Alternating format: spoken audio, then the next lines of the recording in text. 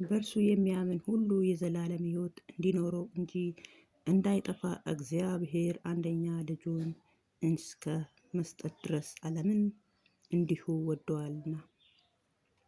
እግዚአብሔር ልጁን ወደ ዓለም የላከው በዓለም ለመፍረድ ሳይሆን ዓለምን በእርሱ ለማዳን ነው። በእርሱ የሚያምን ሁሉ አይፈረድበትም። በእርሱ የማያምን ግን በአንድ በእግዚአብሔር ልጅ ስም ስላላመነ አሁኑኑ ተፈርዶበታል።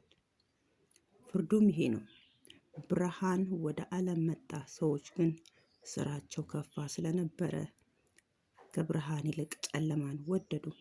ከፋ የሚያደርግ ሁሉ ብርሃንን ይጠላል፣ አድራጎቱም እንዳይገለጥበት ወደ ብርሃን አይመጣም።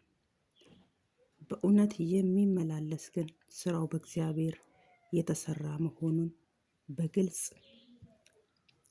ይታይ ዘንድ ወደ ብርሃን ይመጣል። ሃሌሉያ።